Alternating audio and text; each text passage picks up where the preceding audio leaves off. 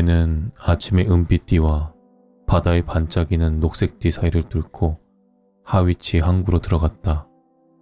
배에서 사람들이 파리떼처럼 쏟아져 나왔다. 그들 사이에서 우리가 추적하려는 사람은 결코 두드러져 보이는 인물이 아니었다. 물론 그 사람 자신도 그렇게 보이고 싶어 하지 않았다. 눈에 띄는 것이라고는 단 한 가지뿐이었다. 그의 옷차림은 휴가의 즐거움이 풍겨나 있었는데 반해 얼굴은 대조적으로 관리처럼 무거워 보였던 것이다. 엷은 빛의 가벼운 재킷, 흰색 조끼, 그리고 잿빛과 푸른 빛이 섞인 리본이 달린 밀짚 모자가 그의 복장이었다. 반면 그의 깡마른 얼굴은 대조적으로 거무스름한 빛을 띠고 있었고 턱 밑에는 스페인 사람처럼 짧고 검은 턱수염을 기르고 있어 꼭 엘리자베스 여왕 시대의 빳빳하고 높은 주름 칼라를 달고 있는 듯한 느낌을 주었다. 그는 할 일 없는 사람이 딴 생각 없이 담배만 밝히듯 그저 담배만 피우고 있었다. 이런 그의 모습을 보고는 그 누구도 그 잿빛 재킷 밑에 총알이 지어진 권총이 감추어져 있으며 흰 조끼 속에 경찰 신분증이 숨겨져 있고 그 밀짚 모자 밑에는 유럽에서 가장 뛰어난 두뇌가 살아 움직이고 있다는 사실을 짐작할 수 없었을 것이다. 이 사람이 바로 파리 경찰의 우두머리이자 세계에서 가장 유명한 수사관인 발랑탱이었다. 그는 금세기 최대의 도둑을 체포하기 위해 브리셀에서 런던으로 오는 길이었다. 플랑보는 영국에 있었다. 세 나라의 경찰이 마침내 겐트에서 브리셀로, 브리셀에서 네덜란드의 해안으로 그 대도둑의 뒤를 추적해오고 있었다. 런던에서는 성체 대회가 열리고 있었는데 이제 그 대도둑은 낯선 사람들이 모이는 그 혼란스러움 속에 숨어 있을 것으로 추측되고 있었다. 하지만 발랑탱은 그것을 확신할 수는 없었다. 누가 플랑보에 대해 확실한 판단을 내릴 수 있겠는가? 이제 이 범죄의 거물이 세상을 소란스럽게 하지 않은 지도 꽤 됐다. 사실 그의 행적이 잠잠해지자 롤랑의 죽음 뒤에 사람들이 그렇게 말했듯이 지구 위에는 을씨년스러운 적막이 감돌았다. 하지만 그의 전성시대에 플랑보는 카이저처럼 우뚝 솟은 국제적 인물이었다. 거의 매일 아침 신문들은 플랑보가 자신이 이미 저지른 어떤 특이한 범죄에 대한 추적망을 피해 또 다른 범죄를 저질렀다고 대서특필했다.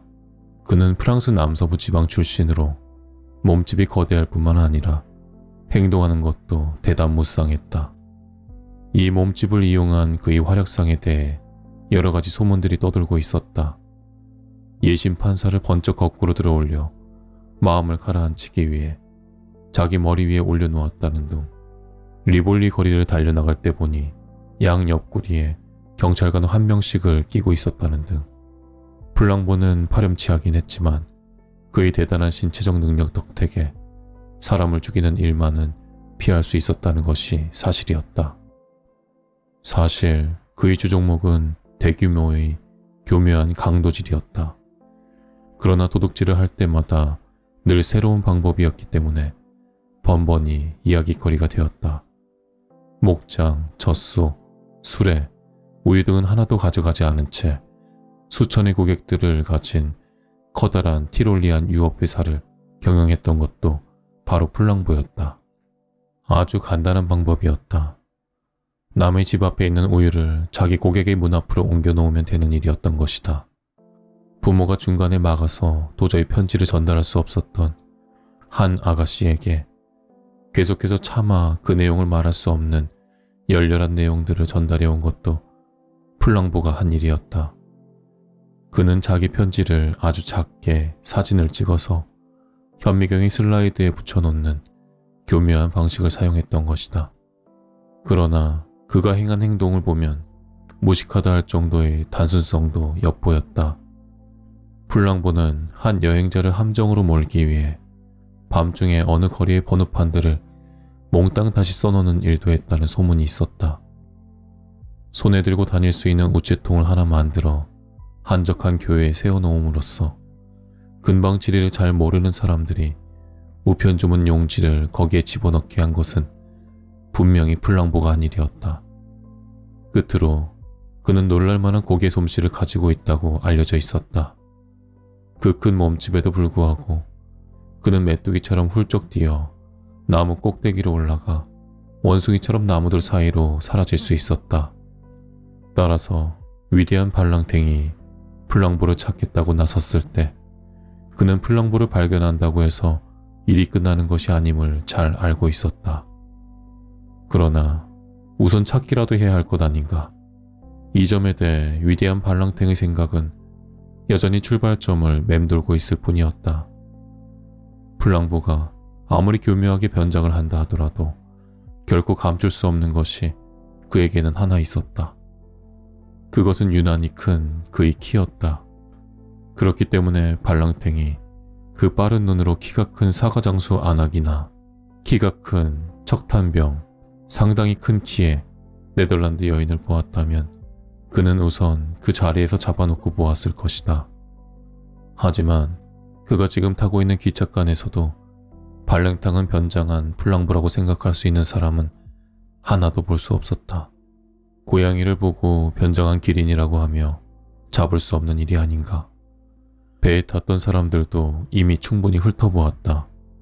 하위치역이나 그 다음 중간중간에서 기차를 탄 사람들도 약속이나 한 듯이 6피트를 넘지 않았다. 종점까지 가는 작은 키의 철도 관리 한 사람, 두 정거장 뒤에서 탔던 상당히 작은 키의 과수원 주인, 에섹스의 작은 마을에서 탄 아주 작은 키의 과부 한 사람, 그리고 역시 에섹스의 작은 마을에서 탄 아주 작은 키의 가톨릭 사제 한 사람이 전부였다. 이 마지막 사람에게 눈이 미치자 발랑땡은 그만 포기해버리고 웃고 말았다. 그 작은 사제가 너무나도 땅딸보를 빼어 닮은 모습이었기 때문이다. 그의 얼굴은 노포크의 가루반죽 푸딩처럼 둥글고 무감각해 보였다. 또 눈은 부케처럼 텅 비어 있었다. 그는 또 갈색 종이 꾸러미를 몇 개 들고 있었는데 도무지 그것을 제대로 간수하지 못해 어쩔 줄을 모르고 있었다. 성체 대회로 인해 낙후된 시골 지방에서도 그런 햇빛을 본 두더지같이 맹목적이고 무력한 사람들이 올라오는 모양이었다. 발랑탱은 프랑스 사람들 특유의 몹시 회의적인 태도를 지니고 있었기 때문에 사제들을 좋아할 수가 없었다. 하지만 그도 사제들에 대해 연민은 느낄 수 있었는데 더구나 이 키 작은 사제야말로 누구에게나 연민을 불러일으킬 만한 사람이었다. 그 키 작은 사제는 커다랗고 초라한 우산을 가지고 있었는데 그것이 또 자꾸 바닥으로 쓰러지곤 했다. 그는 또 자기 왕복 차표의 어느 표가 돌아가는 차표인지도 모르는 것 같았다. 뿐만 아니라 그는 백지처럼 단순한 표정으로 열차 안에 있는 모든 사람들에게 자기는 조심을 해야 한다고 설명해 주었다. 자기의 갈색 꾸러미 속에 푸른 돌과 진짜 은으로 만든 물건이 들어있기 때문이라는 것이다. 에섹스 사람 특유의 순박함과 사지다운 단순성이 기묘하게 뒤섞인 그의 모습 때문에 발랑탱은 계속 웃음이 나왔다. 마침내 사제는 토트넘에 도착하여 짐들을 가지고 내렸으나 깜빡 우산을 놓고 내려 다시 올라오고 말았다. 여기까지 이르자 발랑탱도 마음이 누그러졌다. 그는 사제에게 그런 은 같은 것으로 만든 귀중한 물건이 있으면 사람들한테 그것에 대해 떠들지 말아야 위험하지 않다고 타일러주게까지 되었다. 하지만 말은 사제에게 하면서도 발랑탱의 눈은 계속 딴 사람들을 쫓고 있었다. 그는 쉬지 않고 부자건 가난뱅이건 남자건 여자건 어디 6피트 넘는 사람이 없나 계속 찾아보고 있었다. 플랑보는 6피트 위에 4인치가 더 큰 키였던 것이다. 그는 리버풀에서 내렸다. 지금까지는 범인을 보지 못했다고 확신할 수 있었다. 그는 스코틀랜드 야드에 있는 런던 경찰국으로 가 자신의 신분을 밝히고 필요한 경우에 대비해서 도움을 얻을 수 있는 방법을 강구해 놓았다. 이어 그는 다시 담배에 불을 붙이고 무작정 돌아다닐 볼 생각으로 런던 거리로 나섰다. 그의 발길이 막 빅토리아 거리 너머의 광장으로 접어들려고 할 때 그는 발을 멈추고 우뚝 섰다. 고요한 순간이 느닷없이 찾아드는 런던 특유의 기묘하고도 조용한 광장이었다. 주위에 키만 훤칠하게 크고 단조로운 모양의 집들은 한편으로 번화하면서도 또 한편으로는 아무도 안 살고 있는 듯이 보였다. 관목이 심어진 중앙의 광장은 태평양의 푸른 작은 섬처럼 외떨어져 있는 것 같았다. 내면 중에 한 면은 마치 강단이라도 설치한 것처럼 다른 세 면보다 훨씬 높이 솟아 있었다. 그리고 이 높은 면 위에는 런던에서 만나볼 수 있는 의외의 건물이 자리 잡고 있었다. 거기에는 마치 번화가 소호거리에서 길을 잃고 이쪽에 와 있는 성싶은 호화로운 레스토랑이 하나 서 있었다. 그것은 뜻밖이라 할 만큼 매력적인 건물로 늘어선 화분들에는 키가 작은 식물들이 심어져 있었고 창에는 레몬빛 노란색과 흰색이 섞인 해 가리개가 드리워져 있었다. 그 건물은 거리에서 유별나게 높은 위치에 서 있었다. 때문에 런던 특유의 쪽모의 세공을 한 길에서 올려다보자면 거리에서 현관까지의 계단은 마치 1층 창문에서 옥상으로 나 있는 비상구와 같은 느낌을 주었다. 발랑탱은 그 노랗고 흰 해가리개 앞에 서서 담배를 피우며 한참 동안 그것을 바라보고 있었다. 기적이 도저히 믿어지지 않는 것은 바로 그것이 일어난다는 사실 때문이다. 뭔가에 몰두해 있을 때는 하늘에 있는 몇 조각의 구름들이 모여서 응시하는 모양의 인간의 눈을 그려내기도 한다. 또 뭔가에 대해 의심을 품고 여행을 하다 보면 풍경 속의 나무 한 그루가 정교하게 만들어 놓은 의문부호와 똑같은 모양으로 서 있기도 한다. 실제 나는 최근 며칠 동안에 이 두 가지 사실을 모두 경험했었다. 넬슨은 승리의 바로 그 순간에 죽는다. 윌리엄스란 사람이 정말로 우연하게 윌리엄슨이라는 사람을 살해하여 꼭 자기 이름을 물려받은 어린 아들을 죽인 것과 같은 느낌을 주기도 하는 것이다. 한마디로 인생에는 산문적인 일만 생각하는 사람들 눈에는 전혀 발견되지 않는 마치 귀신이 만들어 놓은 듯한 우연적 요소가 존재하는 것이다. 에드가 알렌 포우가 역설적으로 멋지게 표현했듯이 지혜란 우연한 것을 볼 줄 아는 능력인 것이다. 프랑스식 지성이란 프랑스 나름의 특별하고도 고유한 지성이다.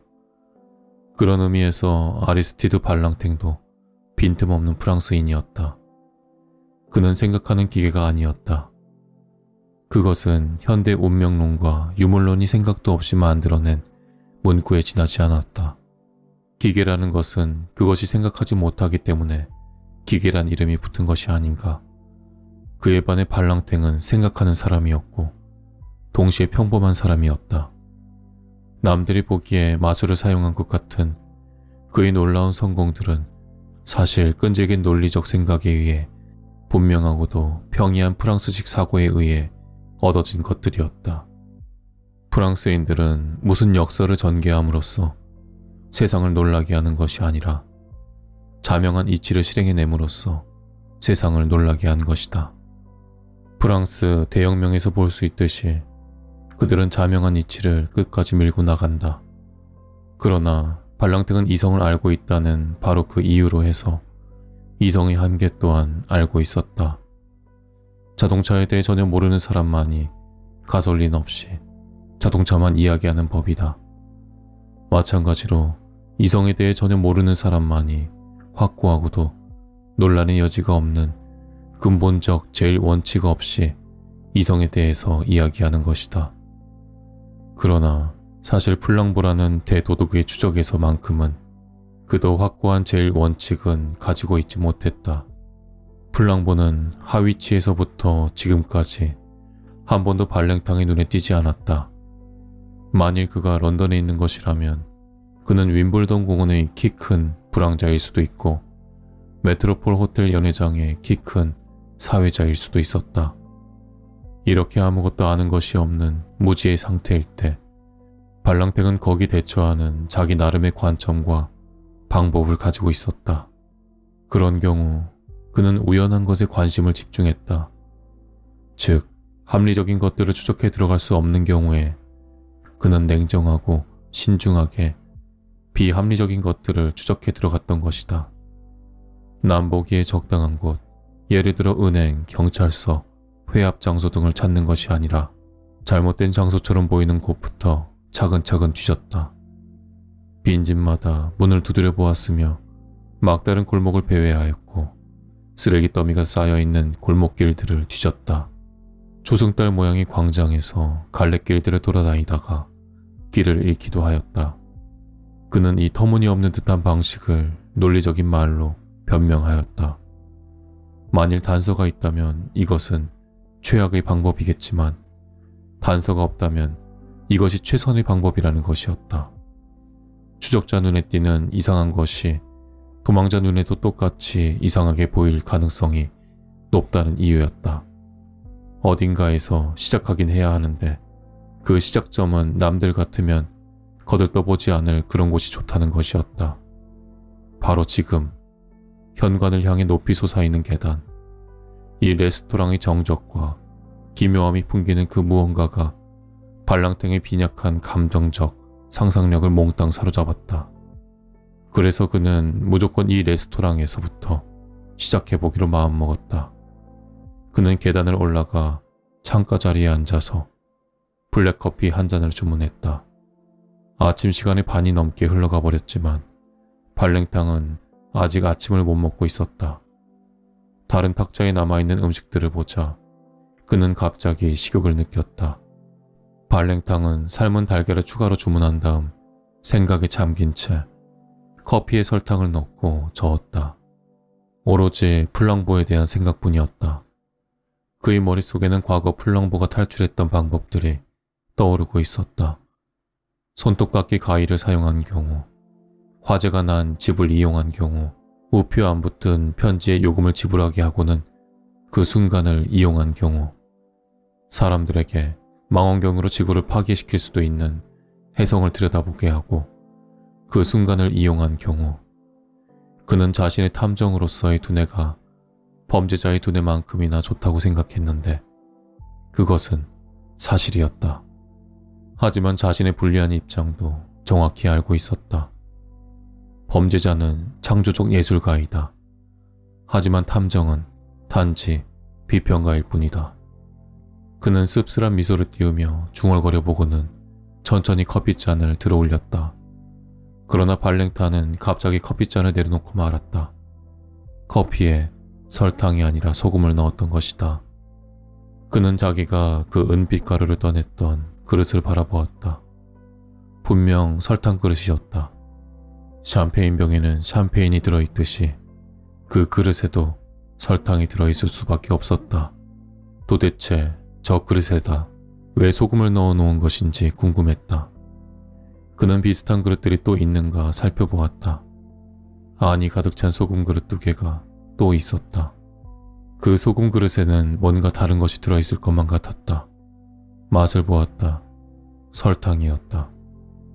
그는 새롭게 떠오르는 관심의 눈으로 레스토랑 전체를 훑어보았다. 혹시 설탕 그릇에 소금을 집어넣고 소금 그릇에 설탕을 집어넣는 독특한 예술적 취미에 흔적들이 또 있을지도 모르는 일이었다. 흰 종이를 바른 한쪽 벽에 뭔가 검은 액체가 기묘하게 흩뿌려져 있는 것을 제외하고는 전체적으로 깨끗했고 활기찼고 평범했다. 그는 종을 흔들어서 웨이터를 불렀다. 그 아침 시간에도 눈빛이 흐릿한 곱슬머리 웨이터가 달려왔다.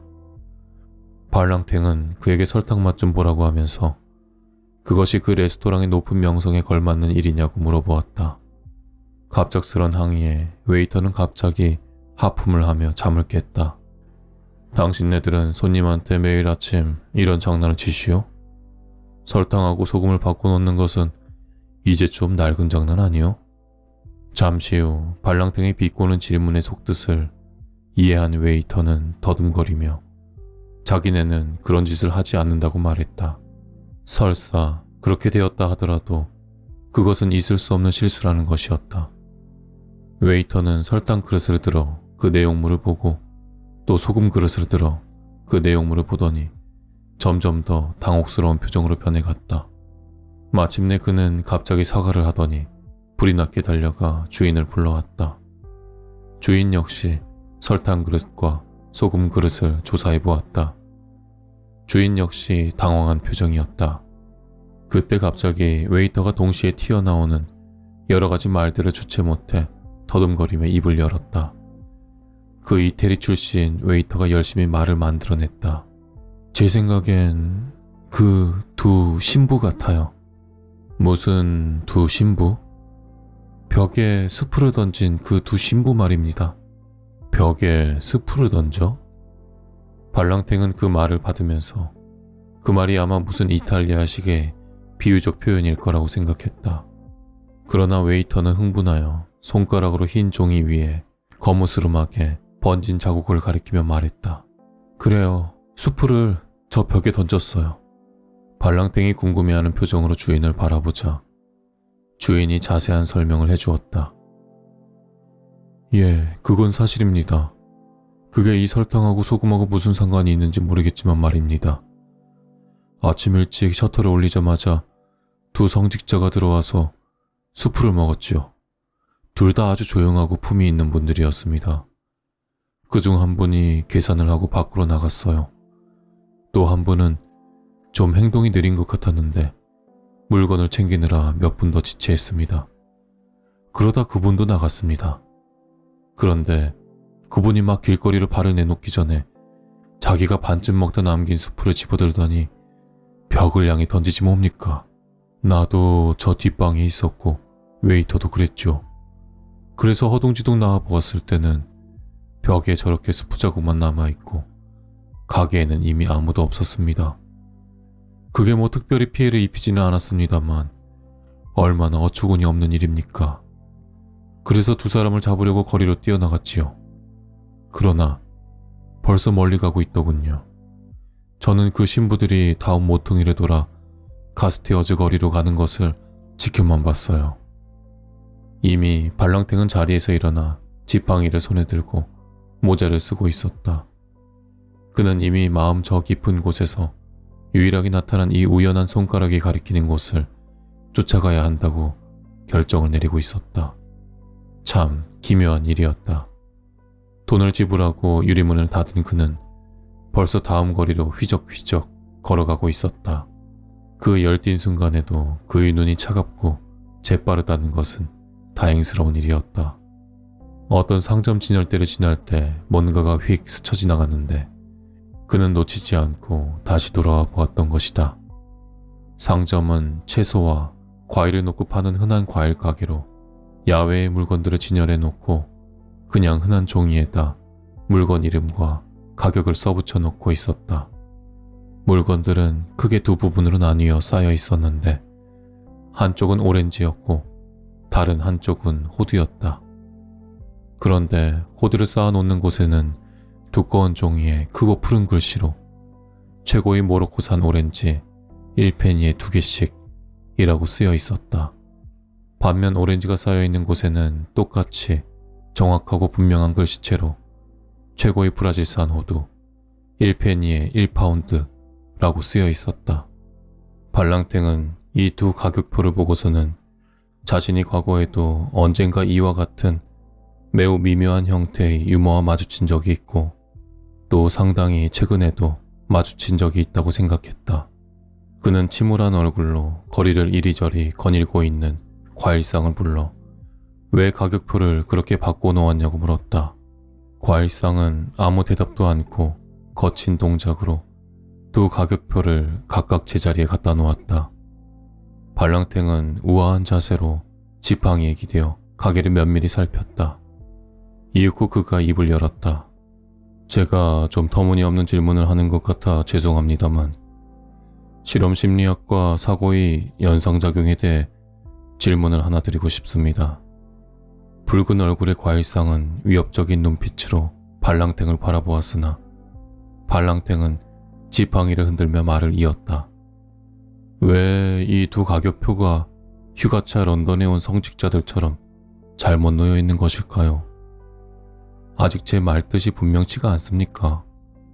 오렌지라고 쓰여있는 호두에 대한 생각과 두 성직자, 즉 한쪽은 키가 크고 또 한쪽은 키가 작은 두 성직자에 대한 생각이 어떤 신비한 관련이 있는 것일까요? 과일상의 두 눈이 달팽이 눈처럼 앞으로 툭 튀어나왔다. 발랑탱을 향해 당장이라도 달려들 듯한 모습이었다. 그러나 과일상은 가까스로 화를 참아내고는 성난 목소리로 띄엄띄엄 말하기 시작했다. 당신이 이 일과 무슨 관계가 있는지 모르겠지만 만일 그들 친구라면 가서 전하시오. 성직자든 누구든 다시 내 사과를 뒤집어 엎는다면 머리통을 날려버릴 것이라고 말이오. 모처가 안 됐다는 표정으로 발랑탱이 물었다. 아니, 정말 그들이 당신 사과를 뒤집어 엎었습니까? 열이 나 있는 과일상이 대답했다. 그들 중 한 놈이 사과를 몽땅 길거리로 굴려버렸소. 사과를 주워 담느라 그놈은 아깝게 놓치고 말았지만 그 신부들이 어디로 갔습니까? 왼편에 있는 두 번째 도로로 올라갔소. 그리고 거기서 광장을 가로질렀소. 대답을 듣자마자 발랑탱은 요정처럼 사라져버렸다. 그는 두 번째 광장의 건너편에서 경찰관 한 사람을 발견하고는 그 경찰관에게 말했다.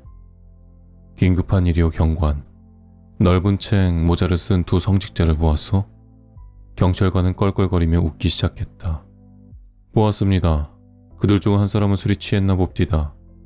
길 한가운데 서가지고는 사람들을 당황하게 만들었는데 그들이 어디로 갔소? 발랑탱이 말을 가로챘다. 저쪽에 있는 노란 버스를 탔습니다. 햄프스테드에 가는 버스 말입니다. 발랑탱은 신분증을 보여주면서 빠르게 말했다. 그자들을 추적해야 하오. 당신 동료들 둘을 불러오시오. 그리고 나서 발랑탱은 두말 없이 재빠르게 길을 건넜기 때문에 육중한 몸의 경찰관도 그 동작에 놀라 민첩하게 명령을 수행했다. 1분 30초 후에 발랑탱은 건너편 보도에서 경위와 사복 형사 한 사람과 만났다. 경위가 거드름을 피우며 웃는 얼굴로 말했다. 자, 그런데 무슨 일? 발랑탱은 지팡이로 버스를 가리켰다. 저 버스에 올라타시오. 말을 하는가 싶더니 발랑탱은 벌써 혼잡한 도로를 쏜살같이 가로지르고 있었다. 세 명 모두 숨을 헐떡거리며 버스에 올랐을 때 경위가 다시 입을 열었다. 택시를 타면 4배는 빨리 갈 텐데요. 발랑탱이 잔잔한 목소리로 대답했다. 우리가 어디로 가는지 알고 있다면 그 말이 맞겠죠. 예? 지금 어디로 가는 겁니까? 발랑탱은 얼굴을 찌푸리며 담배를 몇 모금 빨더니 담배를 끄고는 말했다. 어떤 사람이 뭘 하고 있는지 알면 그자 앞에 나서라. 만일 단지 그가 뭘 하는지 추측만 하고 있다면 그 뒤를 쫓아라. 그가 길을 잃으면 같이 길을 잃으면서 그와 같은 속도로 천천히 가라. 그러면 그자가 보는 것을 볼 수 있을 것이고 그자가 행동하는 대로 행동할 수 있을 것이다. 자, 우리가 할 수 있는 일이란 이상한 것을 볼 수 있도록 계속 눈을 씻고 보는 일일 뿐이요. 무슨 이상한 것 말씀입니까? 이상한 것이라면 모두. 대답하고 나서 발랑탱은 입을 꽉 다물고 침묵을 지키고 있었다. 노란 버스는 몇 시간이 걸려도 좋다는 듯이 계속해서 북쪽 길을 천천히 기어 올라가고 있었다. 위대한 탐정이 더 이상 설명을 하지 않으려 하자 두 형사는 말은 하지 않았지만 자신들이 하는 일에 대해 점차 회의를 느끼는 것 같았다. 또한 말은 하지 않았지만 점차 점심을 먹고 싶은 욕구를 느끼는 것 같았다. 이미 평상시에 점심 먹을 시간이 한참 지나 있었기 때문이다. 런던 북부 교회의 긴 도로는 마치 지옥의 망원경처럼 한참 가다 끝나다 싶으면 또 한참 길이 나오면서 끝없이 뻗어 있었다. 이제 우주의 끝에 다 왔다고 생각했을 때 실제로는 출발점에 서 있는 듯한 이상한 여행을 하는 것 같았다. 런던은 지리하게 이어지는 선술집과 황량한 관목숲에서 끝이 나나 했더니 금방 다시 번쩍거리는 간선도로와 번지르르한 호텔들이 길가에 나타나면서 한없이 이어지고 있었다. 마치 잇따라 붙어있는 13개의 천박한 도시들을 지나는 성 싶었다. 겨울 어스름이 이미 눈앞의 도로를 어두컴컴하게 물들이고 있었지만 이 프랑스 탐정 발랑탱은 여전히 말없이 앉아 양옆으로 미끄러져가는 앞길을 뚫어져라 살피고 있었다. 캠든타운을 뒤로하고 달린 무렵 두 경찰관은 거의 잠이 들어 있었다. 그러다가 발랑탱이 벌떡 일어나 두 사람의 어깨를 치면서 운전사에게 차를 세우라고 소리치자 잠결에 무의식적으로 벌떡 일어났다. 그들은 자기들이 왜 내리는지도 모르면서 계단을 쿵쾅거리며 뛰어내려 도로로 나섰다. 그들이 이유라도 알고자 발랑탱을 돌아보자 발랑탱은 의기양양하게 길 왼편에 있는 창문 쪽을 손가락으로 가리켰다. 그것은 금박을 입힌 궁궐 같은 여관 건물이 옆쪽에 있는 창문이었다. 그 부분은 멋진 식사를 할 수 있는 곳으로 레스토랑이라는 간판이 붙어 있었다. 그 창문의 여관의 다른 창문들과 마찬가지로 무늬가 있는 뿌연 유리로 되어 있었다. 하지만 그 유리 한가운데가 얼음 속에 별이 박힌 것처럼 커다랗고 시커멓게 깨져 있다는 것이 차이점이었다. 발랑탱이 지팡이를 흔들며 외쳤다. 저게 우리의 실마리요. 저 깨진 창문이 있는 곳. 무슨 창문이요? 무슨 실마리요? 아니 이것이 그들과 관련이 있다는 무슨 증거가 있단 말씀입니까? 발랑탱은 화가 나서 자기 대나무 지팡이를 부러뜨릴 뻔했다. 증거? 맙소사. 이 양반이 지금 증거를 찾고 있다니. 물론 이것이 아무것도 아닐 가능성이 십중팔구이긴 하지. 하지만 우리가 다른 무엇을 할 수 있겠소? 우리가 엉뚱한 하나의 가능성을 쫓던가 아니면 집에 가서 잠이나 자던가 이 둘 중 하나밖에는 할 일이 없다는 것을 모르겠단 말이오. 말이 끝나기가 무섭게 발랑탱은 레스토랑으로 뛰어들어갔다. 형사 두 사람도 하는 수 없이 그 뒤를 쫓았다. 그들은 작은 탁자에 앉아 늦은 점심을 먹으면서 안에서 그 깨진 창문을 바라보았다. 그때까지도 그것이 무슨 대단한 정보를 제공한다는 것인지 두 형사는 도무지 알 수가 없었다. 창문이 깨졌더군요. 발랑탱이 계산을 하면서 웨이터에게 물었다. 네. 웨이터는 대답을 하면서 부지런히 잔돈을 세고 있었다. 그러자 발랑탱은 말없이 그 잔돈을 웨이터더러 가지라면서 거기에다가 다시 또 적지 않은 팁을 얹어주었다. 웨이터는 몸을 곧게 폈다. 얼굴에는 미미하지만 분명 기분 좋은 표정이 드러나고 있었다. 아, 네. 매우 이상한 일이었죠.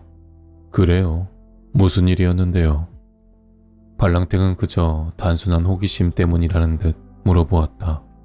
검은 옷을 입은 두 신사분이 들어왔었죠. 요새 많이 다니는 그런 낯선 신부들 두 사람이었어요. 싼 음식을 시켜다 조용히 점심을 먹고는 그중 한 사람이 돈을 내고 먼저 나갔습니다. 또 한 사람이 막 나가려고 할 때 나는 잔돈을 세다가 돈을 점심값보다 3배나 많이 낸 것을 알게 됐죠. 그래서 거의 문 밖으로 나간 그 양반을 불렀죠. 여보세요 신부님, 돈을 너무 많이 내셨어요. 그러니까 그 신부님이 차분한 목소리로 말했어요. 아, 그래요. 저는 말하면서 계산서를 보여주었습니다. 그런데 참 웃기는 일이죠. 뭐가 웃기다는 거요? 성경 말씀을 두고 맹세하는데 난 틀림없이 계산서에다가 4실링이라고 적었었어요. 그런데 그때 보니까 분명하게 14실링으로 적혀있더란 말입니다. 그래서요. 그 다음에는요? 발랑탱이 천천히 움직이며 소리쳤다. 그의 눈빛이 불타오르고 있었다. 그 문간에 있던 신부님이 너무도 고요하게 말씀하셨어요. 계산을 헷갈리게 해서 미안하오. 하지만 그건 유리창 값이 포함된 거요. 유리창이라뇨? 내가 지금 깨려는 건 말이오. 그렇게 말하더니 글쎄, 유리창을 우산으로 깨뜨리지 뭡니까? 세 사람은 설명을 다 들은 셈이었다. 경위가 작은 소리로 물었다. 우리가 미친 사람을 쫓고 있는 겁니까? 웨이터는 말하면서도 재미가 난다는 듯이 그 터무니없는 얘기를 계속했다. 난 잠시 동안 멍청해져가지고 아무것도 할 수가 없었어요. 그 양반은 가게를 나가 모퉁이를 돌아 자기 친구를 따라잡았습니다. 그러더니 둘이 너무나 빠른 걸음으로 블룩거리로 가버려서 잡을 수가 없었어요. 잡으려고 가게를 돌아서 달려갔었지만 블룩거리라 말하고 나더니 발랑탱은 자기가 쫓고 있는 그 이상한 두 사람만큼이나 빨리 그 거리를 달려 올라갔다. 그들은 이제 굴속 같은 벽돌길을 걷고 있었다. 거리에는 가로등도 심지어는 창문도 거의 없었다. 온갖 사물의 시커먼 뒷면만 모아서 만들어 놓은 거리 같았다. 어스름은 점점 깊어져 가고 있었다. 이제는 런던의 경찰관들마저 자신들이 어느 방향으로 가고 있는지 정확히 알 수가 없었다. 그러나 경위는 이렇게 가다 보면 그들이 결국 햄프스테드 황야와 만나리라는 것을 확신하고 있었다. 갑자기 불룩 튀어나온 가스등이 켜진 창문이 푸른 어스름을 환하게 비추었다. 발랑땡은 번쩍거리는 작은 과자 가게 앞에서 잠시 멈추었다. 잠시 머뭇거리더니 그는 안으로 들어갔다. 그리고 묵직하게 담겨있는 과자들의 알록달록한 색깔들 사이에 서 있다가 주의 깊은 태도로 초콜릿이가 13개를 골랐다. 발랑탱은 과자를 고르고 있었지만 특별히 구미가 당겨서 그러는 것은 아니었다. 바싹 마른 중년의 여주인은 가게 주인다운 평범한 호기심으로 그의 우아한 모습을 바라보고 있었다. 그러다 문을 막고 있는 경위의 푸른 제복을 보자 눈을 동그랗게 떴다. 아, 그 꾸러미 때문에 오셨나 보군요. 그건 벌써 보내고 없는데요. 꾸러미요? 발랑탱이 그 말을 받았다. 가게 주인을 향한 그의 얼굴에 묻는 표정이 떠올랐다. 그 신사분이 맡긴 꾸러미 말씀이에요. 그 신부님이요. 맙소사. 발랑탱은 몸을 앞으로 기대면서 처음으로 진지한 표정을 노골적으로 드러냈다. 제발 무슨 일인지 말씀 좀 해주세요. 여인은 약간 의심스러워하는 표정으로 말했다. 30분 전에 그 신부님들이 오셔서 계피 과자를 사셨어요. 말씀을 좀 하시다가는 황야 쪽으로 떠나셨죠. 그런데 곧바로 그중 한 분이 다시 가게로 달려오셔서 말씀하시는 거였어요. 내가 꾸러미를 놓고 갔던가요? 다 뒤져보았지만 찾지 못하고 있는데 그 신부님이 말씀하시더군요. 걱정 마세요. 혹시 나타나거든 그걸 이 주소로 좀 붙여주세요. 신부님은 주소를 알려주면서 수고비로 1실링을 주셨어요. 그런데 다 찾아보아도 없다고 생각했던 것이 그때 보니 과연 있더군요.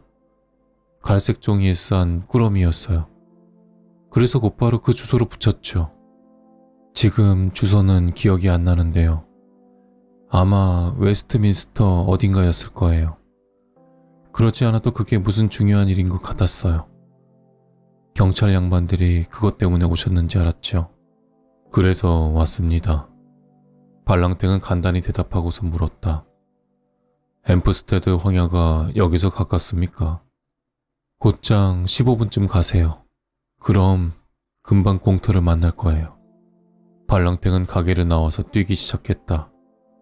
다른 형사들도 머뭇거리는 발걸음으로 그를 쫓았다.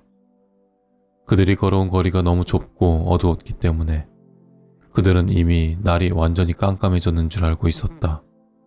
그러나 갑자기 텅 빈 넓은 땅과 광활한 하늘 속으로 들어와 보니 의외로 아직 그렇게 밤은 아니었다. 하늘에 빛나는 푸르름은 거무스름해지는 나무와 멀리 지평선이 짙은 보랏빛 위로 금빛으로 가라앉고 있었다. 그 빛나는 푸른 색조는 점차 한두 개의 수정으로 이루어진 점 같은 별들을 드러낼 만큼 깊어지고 있었다. 그러나 남아있는 햇빛은 아직 햄프스테드와 건강의 계곡이라 불리는 유명한 계곡을 가로질러 금빛으로 빛나고 있었다. 휴가를 즐기러 이 지역에 온 사람들도 아직 다 흩어지지 않은 채였다. 몇몇 쌍이 띄엄띄엄 벤치에 앉아 있었다. 여기저기서 그네타기 같은 것을 하면서 지르는 소녀들의 비명에 가까운 환성이 멀리 들려오고 있었다. 하늘의 영광은 인간의 숭고함과 천박함을 둘러싸고 깊어가고 또 짙어져 가고 있었다. 경사면에 서서 계곡 건너편을 바라보다가 발랑땡은 드디어 찾던 것을 발견했다. 멀리 시커멓게 흩어져 가는 사람들 속에서 오직 하나 흩어지지 않는 두드러지게 검은 모습이 있었다. 성직자 옷을 입은 두 인물이었다. 그들이 벌레처럼 작아 보이긴 했지만 발랑탱은 그중 한 사람이 다른 사람보다 유난히 작다는 것을 알아볼 수 있었다. 다른 한 사람이 선생님 말씀을 듣는 학생처럼 몸을 구부리고 두드러지지 않는 태도로 있었지만 발랑탱은 그 사람이 6피트는 충분히 넘는 키를 가지고 있다는 것을 알아볼 수 있었다. 발랑탱은 이를 지그시 물고 초조한 듯 지팡이를 휘두르며 앞으로 나아갔다. 그가 그들과의 사이를 줄여나감에 따라 두 검은 인물은 마치 커다란 현미경 안에 있는 물체처럼 확대되어 나타났다. 그때 발랑탱은 뭔가 이상한 것을 느꼈다. 그것은 발랑탱을 깜짝 놀라게 하는 것이었으며 또 한편으로는 발랑탱이 어느 정도 예상해 오던 것이기도 했다. 키 큰 신부가 누구인지는 밀어놓고 그 작은 신부만은 틀림없이 알아볼 수 있었다. 그것은 하위치 기착관에서 만난 그의 친구, 그가 갈색 종이로 싼 꾸러미를 조심하라고 일러주었던 그 땅딸막한 에섹스의 신부였던 것이다. 이제 여기까지 오니 마침내 모든 것이 합리적으로 들어맞기 시작했다. 발랑탱은 그날 아침 경찰국에서 조사를 해보고 에섹스의 브라운 신부가 사파이어가 박힌 은십자가를 가져온다는 것을 알고 있었다. 그것은 상당한 값어치가 있는 유물로 성체대회에서 외국 신부들에게 보여주기 위해 가져오는 것이었다. 그것은 틀림없이 그 푸른 돌이 박힌 은이었으며 브라운 신부는 또 틀림없이 기착관에서 세상 물정 모르는 그 사람이었다. 발랑탱이 알고 있었던 것을 플랑부도 알고 있었다는 것은 놀라운 일이 아니었다. 플랑부는 무엇이든 다 알아내니까. 또한 플랑부가 사파이어 십자가에 대해 듣자 그것을 훔치기로 했다는 것에도 놀랄 것이 없었다. 오히려 세상 만사 가운데 가장 당연한 일이라고 할 수 있으니까. 그리고 또 하나 정말 놀라운 일이 아닌 것은 플랑보가 그 우산과 꾸러미를 든 양처럼 순해 터지고 어리석은 사람을 제멋대로 갖고 놀았을 것이란 사실이었다. 플랑보는 어떤 누구라도 줄로 묶어 북극까지라도 끌고 갈 수 있는 사람이니까. 따라서 플랑보와 같은 훌륭한 배우가 신부 차림을 하고 그를 햄프스테드 황야까지 유인해 온 것은 전혀 놀라운 일이 아니었다. 이제 범죄의 내용은 분명해졌다. 발랑탱은 그 무력한 사제에게 연민을 느끼는 한편 플랑보가 그렇게 속기 쉬운 사람을 상대로 골랐다는 데 대해서는 거의 경멸감을 느끼고 있었다. 그러나 발랑탱은 그간에 일어났던 모든 일들에 대해 자신이 승리를 이끌어낸 그 과정에 대해 생각하다가 거기에 뭔가 아주 작은 한 가지가 빠진 것을 깨닫고 골머리를 썩히기 시작했다. 푸른 은빛 십자가를 에섹스의 신부한테서 훔치는 것하고 수프를 벽에 던지는 것이 무슨 상관이 있을까? 호두에다 오렌지 가격표를 붙여놓은 것, 유리창 값을 먼저 지불하고 나서 유리창을 깬 것이 무슨 상관이 있을까? 그는 이제 자신의 추적의 끄트머리에 와 있지만 중간에 뭔가 놓친 것이 있는 셈이었다. 그가 실패하는 경우란 대개 단서는 잡았지만 범인은 놓치는 경우였다. 그러나 지금은 범인은 잡았지만 단서는 여전히 잡을 수 없는 꼴이었다. 그들이 쫓아왔던 두 인물이 마치 검은 파리처럼 거대한 언덕의 녹색 윤곽선을 따라 기어 올라가고 있었다. 그들은 대화에 몰두해 있어 자기들이 어디로 가고 있는지도 모르는 것 같았다. 하지만 분명 그들은 더 거칠고 더 종이한 황야의 꼭대기를 향해 올라가고 있는 중이었다. 추적자들은 그들과 가까워짐에 따라 사슴사냥꾼 같은 좀 품이 없는 자세를 취하며 나무 뒤에 웅크린다든가 풀속을 긴다든가 할 수밖에 없었다. 이런 보기 흉한 자세로 그들은 드디어 그들이 토론하는 소리를 들을 수 있을 만큼 가까이 다가갈 수 있었다. 하지만 어린애 같은 높은 톤으로 자주 반복되는 이성이란 말밖에는 알아들을 수가 없었다. 경사지대를 건너 혼잡한 숲을 지나다가 형사들은 두 인물을 놓쳤다. 그들은 10여 분 동안 애를 태우며 흔적을 찾았지만 발견할 수 없었다. 그러다가 발랑땡을 비롯한 세 사람은 웅장한 산등성 마루를 돌아 풍요로우면서도 황량한 석양의 광경이 원형 경기장처럼 내려다 보이는 곳까지 이르렀다. 이 전망 좋은 하지만 사람들이 잘 모르는 장소에는 한 그루 나무 밑에 낡아서 곧 부서질 듯한 나무 벤치가 하나 있었다. 그 벤치 위에 두 사제가 앉아 있었다. 둘은 여전히 심각하게 토론하는 중이었다. 푸르름과 금빛이 섞인 찬란한 하늘은 여전히 어두워지는 지평선 위에 걸려 있었다. 그러나 머리 위의 하늘은 서서히 짙푸른색으로 변해가고 있었고 더구나 많은 별들이 견고한 보석처럼 자기 모습을 드러내고 있었다. 말없이 형사들을 지휘하며 발랑땡은 커다란 가지를 들이운 나무 뒤에까지 간신히 기어갈 수 있었다. 거기서 완전한 고요 속에 서게 되자 드디어 처음으로 그 이상한 신부들의 말을 알아들을 수 있었다. 한 1분 30초 듣다가 발랑땡은 끔찍한 의심에 사로잡혔다. 자신이 지금 엉겅퀴에서 무화과를 따르는 것처럼 미친 짓을 하는 것은 아닐까. 저 두 영국 경찰관을 밤중에 이 황야까지 데려다가 괜한 헛수고만 시킨 것이 아닐까. 그 두 사제가 신학의 가장 순수한 수수께끼에 대해 배우고 즐기면서 진짜 사제처럼 경건하게 대화를 나누고 있었기 때문이다. 그 자그마한 에섹스의 신부는 점점 더 뚜렷해지는 별빛을 바라보며 상대방도 훨씬 쉬운 말로 이야기를 하고 있었다. 상대방은 자신이 별을 볼 가치도 없다는 듯이 고개를 숙인 채 이야기를 했다. 그러나 그의 입에서도 역시 어느 이탈리아 수도원이나 스페인 성당에서도 들을 수 있는 순수한 성직자의 말이 흘러나오고 있었다. 처음 발랑땡의 귀에 들린 말은 브라운 신부가 하던 어떤 말의 마무리 부분이었다. 천국은 부패하지 않는다는 말은 중세시대에는 그런 의미를 지녔던 것이죠. 키 큰 신부는 숙인 머리를 끄덕이며 말했다. 예, 그렇습니다. 이 현대의 믿음 없는 자들은 이성에 호소를 하고 있죠. 그러나 그들은 수많은 세상사를 보면서도 이성이라는 것이 전혀 통하지 않는 놀라운 우주가 우리 머리 위에 버티고 있다는 것은 못 느낍니다. 아닙니다. 이성은 지옥의 마지막 변방이든 사물의 잃어버린 경계선이든 언제나 유지되는 것이지요. 사람들은 교회가 이성을 멸시한다고 흔히들 생각하지만 사실은 그 반대입니다.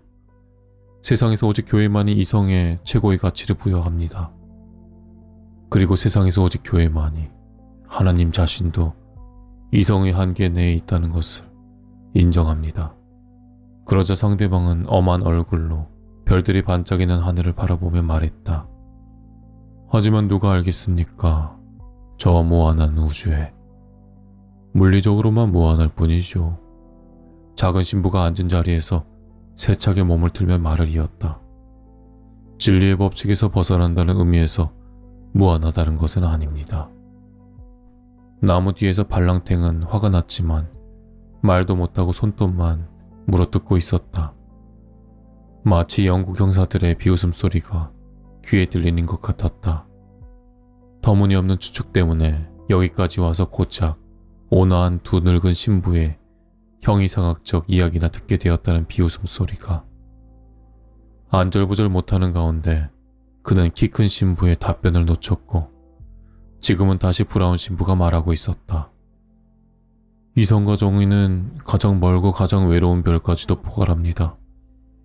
저 별들을 보십시오. 마치 다이아몬드나 사파이어처럼 보이지 않습니까? 어떤 희한한 식물이나 땅을 생각해 보셔도 좋습니다. 모든 잎들이 다이아몬드로 된 단단한 나무에 대해 생각해 보십시오. 푸른 달이나 혹은 코끼리만한 사파이어를 생각해 보십시오. 하지만 아무리 미친 듯이 상상력을 발휘한다 할지라도 그것이 이성과 의로운 행동에는 아무런 차이도 가져오지 못합니다. 진주로 이루어진 절벽 아래 오파리 평원 위에서도 당신은 다음과 같은 표지판을 발견할 수 있을 것입니다. 도둑질 하지 말라. 발랑땡은 자신의 일생일대의 어리석음에 가슴을 치며 마크 웅크린 채 굳어버린 자세에서 일어나 슬그머니 그 장소를 빠져나가려던 참이었다. 그러나 그 키 큰 신부가 입을 다물고 있었기 때문에 그의 다음 말이 들리기까지는 이상하게 발걸음이 떨어지지가 않았다. 마침내 그가 입을 열었다. 그는 고개를 숙이고 손을 무릎 위에 올려놓은 채 소박한 태도로 말했다. 그렇지만 저는 아직 어떤 다른 세상들은 우리의 이성보다 더 높이 솟아 있을 수도 있다는 생각이 드는군요. 천국의 신비는 그 깊이를 알 수가 없습니다. 그래서 나는 한 인간으로서 고개를 숙이고 있을 뿐입니다. 그러더니 그 키 큰 신부는 여전히 고개를 숙인 채 전혀 그의 태도나 목소리를 바꾸지 않고 말을 이었다. 당신이 가지고 계신 그 사파이어 십자가를 주시겠습니까? 여기에는 우리 둘밖에 없습니다. 따라서 제가 당신의 밀집 인형처럼 박살을 내버릴 수도 있습니다. 전혀 목소리나 태도를 바꾸지 않았기 때문에 오히려 그 말의 내용이 더욱 무섭게 들렸다. 그러나 브라운 신부는 약간 고개를 돌리는 듯한 동작 외에는 전혀 움직임이 없었다. 여전히 그 멍청해 보이는 얼굴은 별들을 향한 채였다. 그는 상대방의 말뜻을 이해하지 못하고 있는 것 같았다. 아니면 그 말뜻을 이해했지만 무서워서 꼼짝도 못하고 있는지도 몰랐다. 그래요. 그 키 큰 신부가 여전히 목소리나 자세를 전혀 바꾸지 않고 다시 말했다. 그래요. 내가 플랑보요. 그리고는 잠시 멈추었다가 다시 말을 이었다. 자, 그 십자가를 제게 주시겠습니까? 안 됩니다. 브라운 신부가 말했다. 그 짧은 말이 묘한 여운을 남기며 울려 퍼졌다. 블랑보는 갑자기 이제까지의 신부 행세를 그만두었다. 그 대도둑은 등을 뒤로 젖히고 낮은 목소리로 그러나 오랫동안 웃었다. 안 된다고? 그걸 나한테 못 주겠다고? 이 거만한 성직자 양반아. 그걸 나한테 못 주겠다고? 이 땅딸보 독신자 바보야. 왜 당신이 그걸 나한테 줄 수 없는지 내가 이유를 얘기해 드릴까? 그 이유는 내가 이미 그걸 내 안주머니에 넣고 있기 때문이지.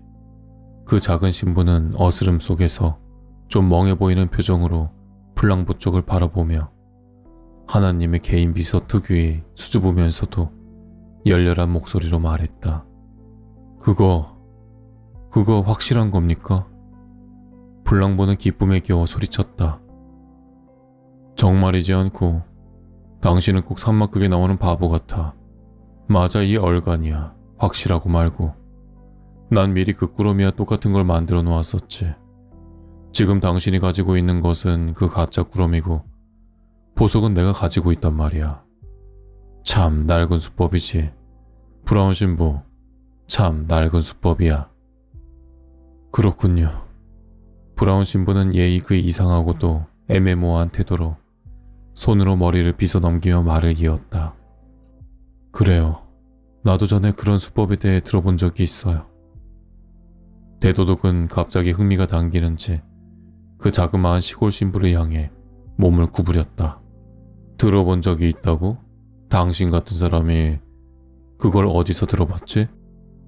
브라운 신부가 소박한 태도로 대답했다. 글쎄, 물론 이름이야 말씀해드릴 수 없겠죠. 고위성사를 하러 온 사람이었으니까요. 그 사람은 갈색종이 꾸러미를 복제해야 하는 일만 하면서 한 20년을 부자로 살았었죠. 그걸 알고 있었기 때문에 내가 처음 당신을 의심하기 시작했을 때 곧 그 불쌍한 친구가 그런 걸 만들었다는 사실이 떠올랐습니다. 날 의심하기 시작했다고? 플랑보는 더욱 흥미가 끌린다는 목소리로 말을 받았다. 내가 당신을 이 황야의 무인지대로 데려왔기 때문에 당신이 영리하게도 날 의심했다는 뜻인가? 아니죠. 브라운 신부는 마치 사과라도 하는 투로 말했다. 처음 만났을 때부터 의심을 했죠. 그건 당신 옷 소매 부분이 불룩 튀어나와 있기 때문입니다. 당신이 팔목에 못이 박힌 팔찌를 차고 있어서 그렇게 된 것이니까요. 도대체 어떻게 못이 박힌 팔찌에 대해 알고 있는 거지? 브라운 신부는 역시 좀 멍청한 표정으로 눈썹을 동그랗게 세우며 대답했다. 그건 신도들 덕택이죠. 제가 하틀풀에서 부목사직을 맡고 있을 때 그곳 신도들 가운데 3사람이 그런 팔찌를 차고 있었거든요. 아무튼 그래서 나는 처음부터 당신을 의심했던 것이고 어떻게 해서든 십자가를 안전하게 지켜야겠다는 생각도 하게 되었던 것이죠. 미안한 얘기지만 그동안 쭉 당신을 지켜봤습니다. 그래서 당신이 꾸러미를 바꾸는 것도 보았죠. 그런데 아실런지 모르겠지만 제가 다시 그걸 바꾸어 놓았습니다. 그리고는 십자가가 든 꾸러미는 뒤에 남겨두고 왔죠. 뒤에 남겨두었다고? 플랑보가 브라운 신부의 뒷말을 되풀이했다. 처음으로 플랑보의 목소리에는 승리감이 아닌 다른 무엇이 끼어들기 시작했다. 그건 이렇게 된 겁니다. 작은 신부는 여전히 변화없는 말투로 말하고 있었다. 아까 그 과자 가게로 돌아가서 내가 꾸러미 하나를 혹시 놓고 가지 않았냐고 물어봤죠. 그리고 혹시 그런 꾸러미가 나타난다면 그것을 어떤 주소로 보내달라고 부탁을 했습니다. 물론 처음에 놓고 오진 않았었죠. 하지만 그때 다시 갔을 때는 놓아두고 왔습니다. 그래서 가게 주인은 그 귀중한 꾸러미를 발견한 다음 나를 뒤쫓아오는 일 없이 그 꾸러미를 웨스트민스터에 있는 내 친구한테 보내게 된 것이죠. 이어 신부는 좀 슬픈 표정으로 말을 했다. 그건 역시 내가 하트풀에 있을 때 어떤 가련한 친구한테서 배웠죠. 그 친구는 기차역에서 핸드백을 훔치고 나서 그런 식으로 핸드백을 처리하곤 했었죠. 그 친구도 지금은 수도원에 가 있지만 아시다시피 우리 같은 사람들은 그런 걸 알게 되죠. 그는 또 머리를 긁적거리며 진심으로 사과하는 말투로 말을 이었다. 우린 사제이기 때문에 어쩔 수가 없어요.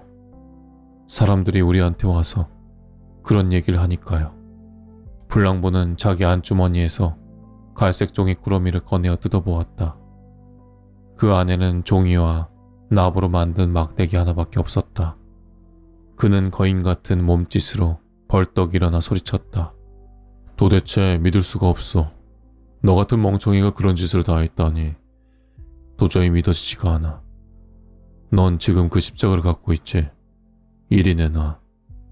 여긴 우리뿐이야. 내가 힘으로 뺏을 수도 있어. 안 됩니다. 브라운 신부도 따라 일어서며 소박한 말투로 말했다. 당신은 그걸 힘으로 뺏을 수는 없습니다. 왜냐하면 그것을 내가 정말 지금 가지고 있지 않기 때문이고 더군다나 여기엔 우리만 있는 것이 아니기 때문입니다. 플랑보는 앞으로 다가서다 주춤했다. 브라운 신부가 손가락으로 나무를 가리키며 말했다. 저 나무 뒤에 2명의 힘센 경찰관과 현재 세상에 살아있는 탐정들 중 가장 위대한 탐정이 계십니다. 어떻게 그들이 여기에 왔느냐고 묻고 싶으시겠지요. 물론 제가 모셔왔습니다. 어떻게 그랬냐고요? 원하신다면 말씀드리죠. 범죄자 무리들 사이에서 일을 하다 보면 우리 같은 사람들은 그런 방법을 수십 가지 알게 될 수밖에 없죠. 처음에는 당신이 도둑이라는 것을 확신하지 못했기 때문에 잘못하다가는 같은 성직자에게 무고한 혐의를 덮어씌울 위험이 있었습니다. 그래서 나는 당신이 본색을 드러내도록 잠깐 시험을 해봤죠. 보통 사람이라면 커피에 소금이 들어가면 잠시 소란을 피우기 마련입니다. 만일 그러지 않는다면 그 사람은 뭔가 조용히 하고 있어야 할 이유가 있는 것이겠죠. 내가 소금과 설탕을 바꾸어 놓았을 때 당신은 조용히 있었습니다. 또 보통 사람이라면 대개 자기 계산서가 3배나 많이 나왔을 때 항의하기 마련인데, 만일 그러지 않고 그걸 다 지불한다면 뭔가 남의 눈에 띄지 않고 그냥 지나가야 할 이유가 있기 때문이겠죠. 내가 그 계산서를 바꾸어 놓았을 때 당신은 그것을 그냥 지불했습니다. 이 순간 세상 만물의 플랑보가 호랑이처럼 달려들기를 기다리고 있는 것 같았다. 그러나 그는 마술에 걸린 듯이 가만히 있었다. 그는 강한 호기심에 사로잡혀 몸이 굳어 있었다. 브라운 신부는 묵직하고도 분명한 목소리로 말을 이었다. 자, 이렇게 당신이 경찰이 추적할 실마리를 남겨놓지 않으려 한다면 누군가는 그것을 해야 되지 않겠습니까? 그래서 나는 들르는 곳마다 그날 하루 종일 우리가 이야깃거리가 되도록 신경을 써놓고 왔죠. 큰 피해를 준 건 아닙니다. 벽에 자국을 내거나 사과를 둘러엎거나 창문을 깨거나 이 정도지요. 그러나 덕분에 나는 십자가를 구했습니다. 십자가는 늘 구해져야 하는 것이니까요. 이제 그것은 지금쯤 웨스트민스터에 있을 겁니다. 한데 나는 왜 당신이 당나귀의 휘파람으로 내 행동을 저지하지 못했는지 궁금하군요. 무엇으로? 그걸 들어보지 못하셨다니 다행입니다. 브라운 신부는 얼굴을 찌푸리며 말했다. 그건 안 좋은 것이죠. 당신은 너무 착해서 휘파람 부는 사람이 될 수 없었을 것이 틀림없어요. 만약 그랬다면 점찍기로도 그걸 당해낼 수가 없었을 텐데 난 다리 이미 약해서. 도대체 무슨 말을 하는 거야? 난 당신이 점찍기는 아는 줄 알았죠. 브라운 신부는 기분 좋게 놀랐다는 듯이 말했다. 그래, 당신이 그렇게까지 잘못되었을 리는 없지. 아니, 당신이 도대체 그런 끔찍한 것들을 어떻게 다 알고 있지? 브라운 신부의 둥글고 소박한 얼굴에 그림자 같은 미소가 스쳐갔다. 독신자 바보이기 때문이겠죠. 아무것도 안 하고 그저 사람들이 진짜로 죄 짓는 이야기만 듣는 사람이라도 인간의 악에 대해 전혀 모르지는 않을 것이라고 생각해 본 적이 혹시 없습니까? 그런데 사실 내 직업 덕분에 난 당신이 사제가 아니란 것을 확신하게 되었죠. 뭐라고? 플랑보가 입을 딱 벌리며 물었다. 당신은 이성을 비난했어요. 그건 천박한 신학 이론입니다. 그러고 나서 브라운 신부가 물건들을 챙기려 몸을 돌리자 새 경찰관이 어둑어둑한 나무들 사이에서 뛰어나왔다. 플랑보는 예술가이자 정정당당한 스포츠맨이었다. 그는 한 걸음 물러서서 발랑탱에게 큰 절을 했다. 이보게, 나한테 절하지 말게. 발랑탱이 음방울 소리처럼 깨끗한 목소리로 말했다. 둘이 함께 우리 선생님께 절을 하세. 두 사람은 잠시 모자를 벗고 서 있었다. 그러나 그 키 작은 에섹스 신부는 우산을 찾느라 여기저기 두리번거리고 있을 뿐이었다.